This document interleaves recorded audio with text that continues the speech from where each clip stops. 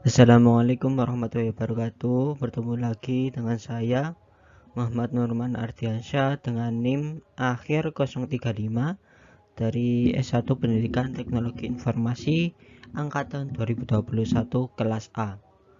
Pada kesempatan kali ini kita akan belajar tentang subnetting. Apa itu subnetting?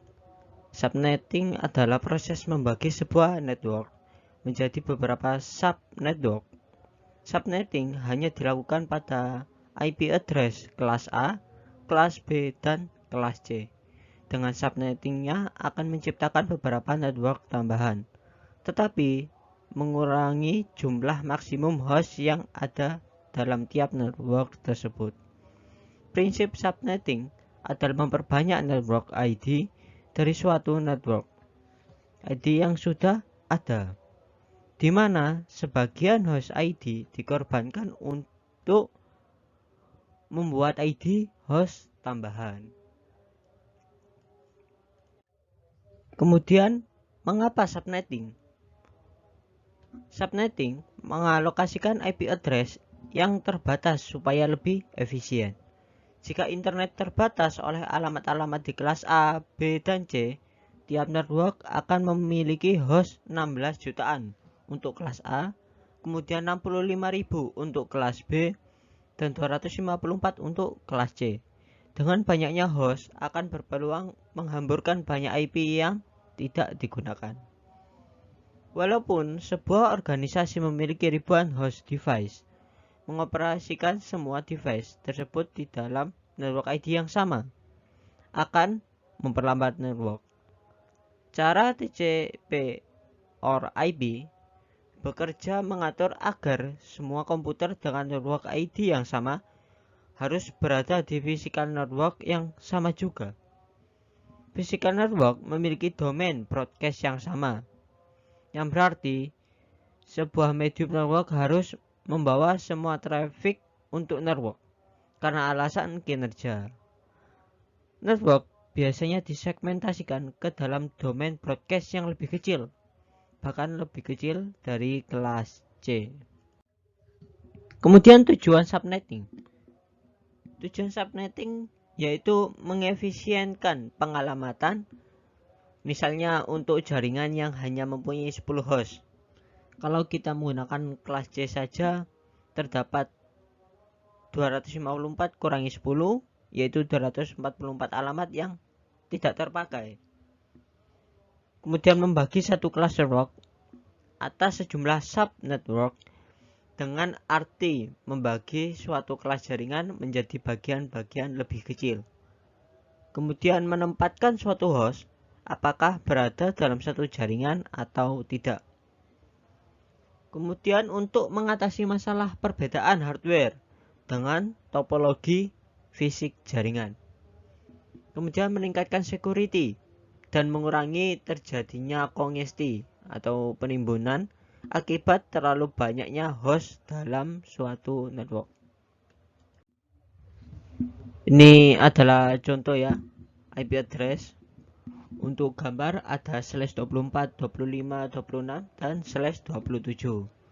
Contohnya adalah dengan IP address 192.168.110/26. Kalau di gambar ini, itu kalau /24 itu hanya ada satu. Untuk yang 0, kemudian 255, ini yang /24 ya. Ini 0, ini untuk alamatnya. Kemudian 255, ini itu untuk broadcastnya. Jadi kedua IP tersebut itu tidak boleh digunakan. Karena fungsinya ya hanya untuk ini, untuk alamat, kemudian ada broadcast.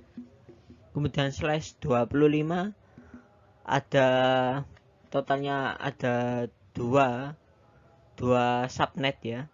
Kemudian ada dua broadcast 127 dan 255.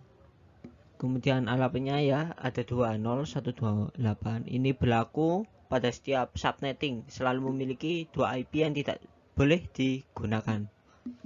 Untuk /26 ada 4 blok, kemudian /27 ada 1, 2, 3, 4, 5678.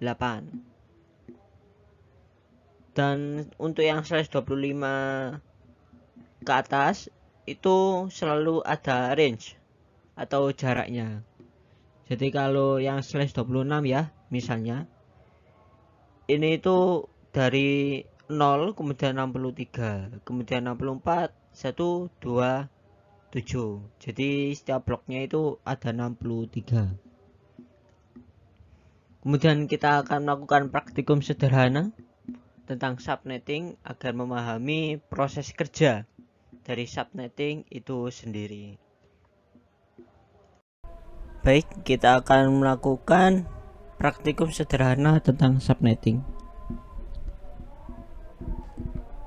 Agar lebih mudah untuk memahami tentang apa itu subnetting dan bagaimana cara kemudian proses kerja dari subnetting.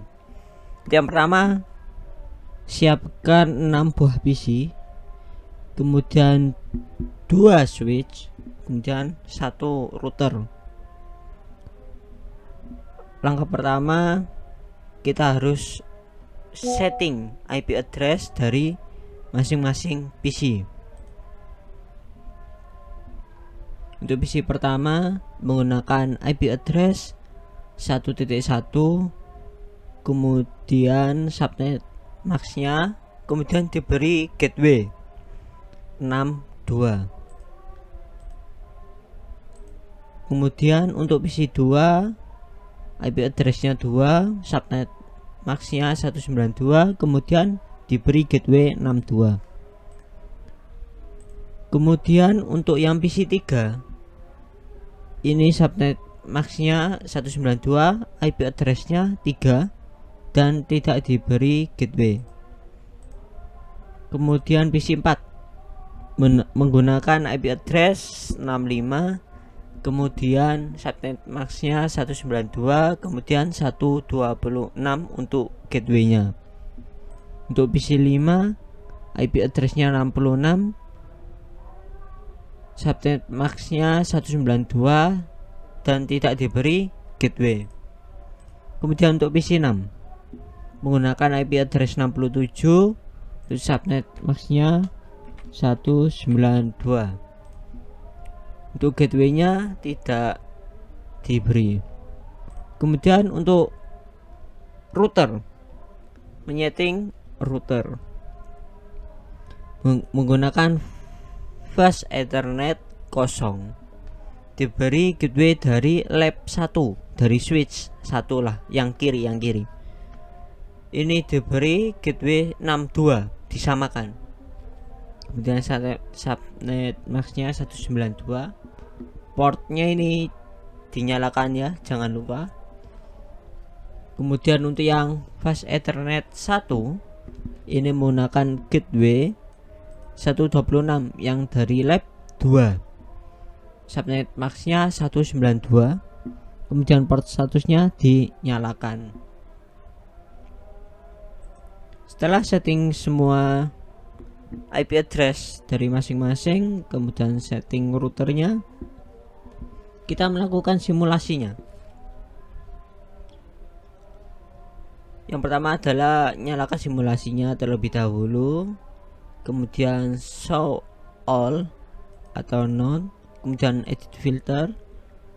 Karena kita mau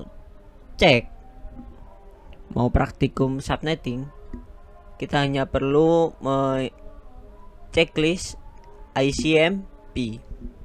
Untuk ARP kan sudah ya, yang praktikum sebelumnya. Untuk simulasinya menggunakan simple PDU. Untuk proses yang pertama adalah dari PC 1 ke PC 3. Setelah itu jalankan. Baik, dari PC 1 berjalan ke switch,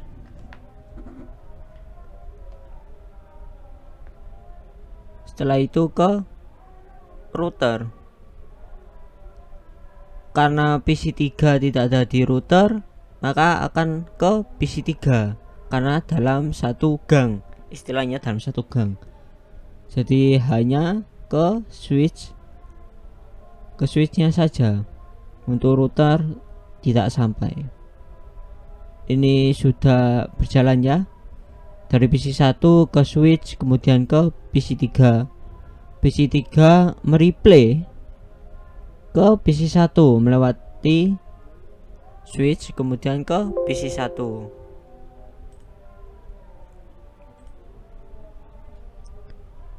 Setelah itu delete skenario. Kemudian sekarang dari PC 2 ke PC 5 kita cek ya. Ini statusnya PC 2 memiliki gateway 62. Kemudian PC 5 tidak memiliki gateway. Kita cek.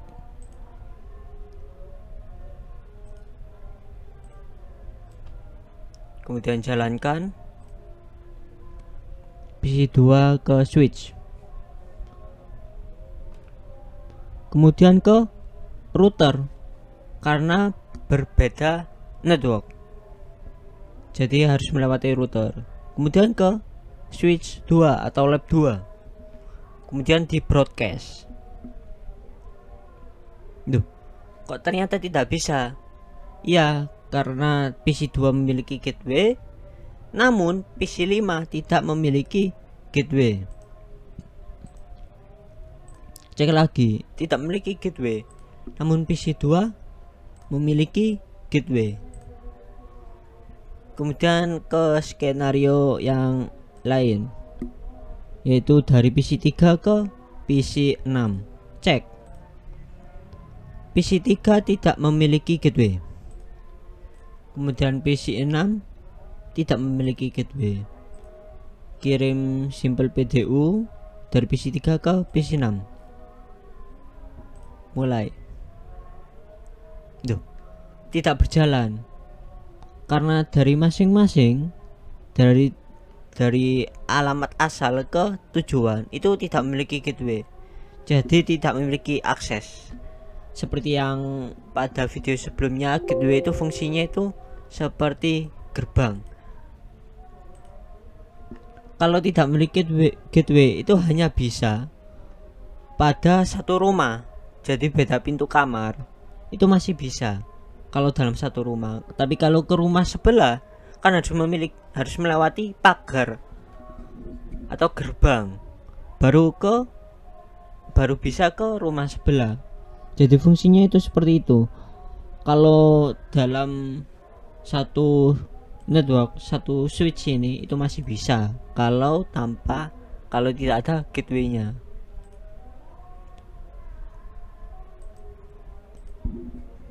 Sekarang kita cek real time-nya.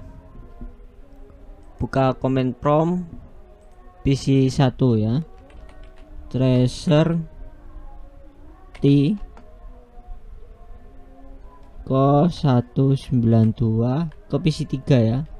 1681.3. Tracing route dari PC 1 kemudian ke PC 3 1.3. Over maksimum sekian. Ini terhubung. Dapat diakses artinya. Kemudian untuk PC 1 ke PC 4 kita coba cek lagi PC 4 IP-nya berapa. 65.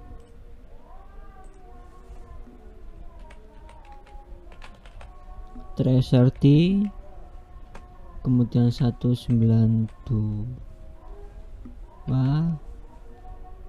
168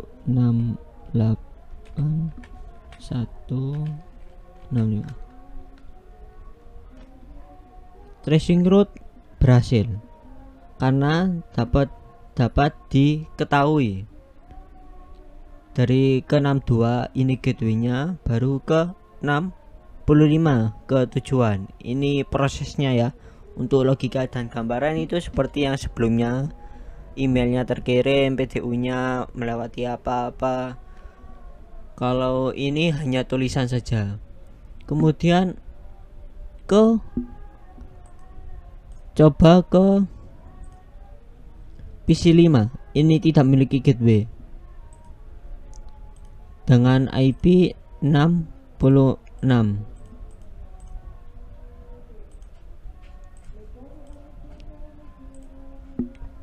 Tracer D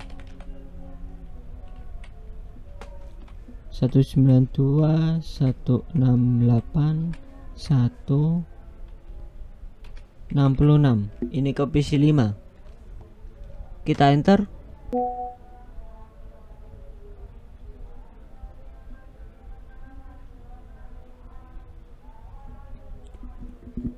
Kalau menunjukkan bintang-bintang seperti ini artinya tidak bisa. Ini dan muncul hasil request timeout. Itu problemnya ada dua. Bisa jadi salah satu di antara yang nge-trace di tracer D itu tidak memiliki gateway. Jadi akan muncul request timeout dan tidak muncul hasil trace complete, artinya trace-nya itu berhasil. Baik, terima kasih. Semoga bermanfaat bagi kita semua dan mohon maaf bila ada kekurangan dan kesalahan. Dan momentum lebaran, mohon maaf lahir dan batin. Wassalamualaikum warahmatullahi wabarakatuh.